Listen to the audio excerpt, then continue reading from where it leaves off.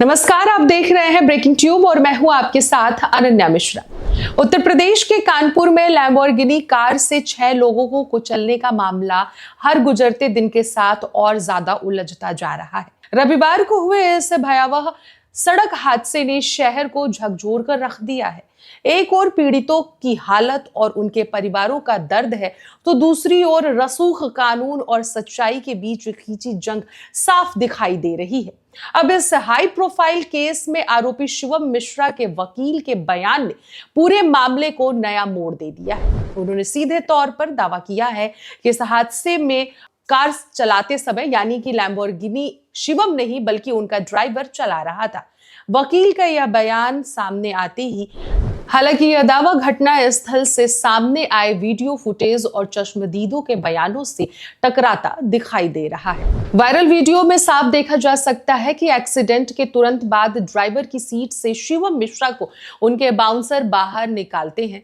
यही नहीं, कई प्रत्यक्षदर्शियों का भी यह कहना है कि कार की ड्राइविंग सीट पर शिवम ही मौजूद थे। जब मीडिया ने इस विरोधाभास पर वकील से सवाल किया और शिवम ने सामने न आने का कारण पूछा उनसे, तो वे माइक हटाकर चलते बने और सिर्फ इतना कहकर निकल गए, अब जो भी होगा कोर्ट में होगा। यह दर्दनाक हादसा रविवार करीब 3:15 पर कानपुर के रेव 3 मॉल के पास हुआ।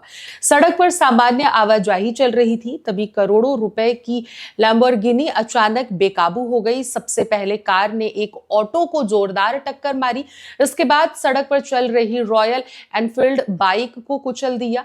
टक्कर इतनी भीषण थी कि बाइक सवार तौफीक अहमद करीब 10 फीट हवा में उछलकर दूर जा गिरे। तौफीक के पैरों में गंभीर फ्रैक्चर आए और उन्हें तुरंत अस्पताल में भर्ती कराया गया। इस हादसे में कुल 6 लोग घायल हुए, जिनमें से कई की हालत गंभीर बताई जा रही है, तो कई चंद सेकंड में सन्नाट चीख पुकार में बदल गई है। आपको बताते चले कि घटना स्थल पर अफरा तफरी मच गई। हादसे के बाद पुलिस की कार्यप्रणाली भी सवालों के घेरे में आ गई है।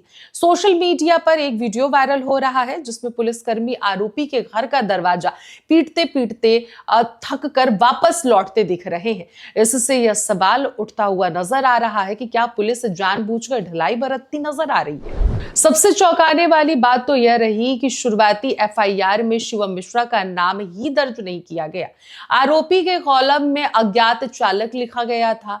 जब यह बात सामने आई तो लोगों में भारी आक्रोश फैल गया। सोशल मीडिया पर लगातार सवाल उठने लगे और जन दबाव बढ़ता गया। आखिरकार पुलिस को एफआईआर में संशोधन पर शिवम मिश्रा का नाम शामिल करना पड़ा।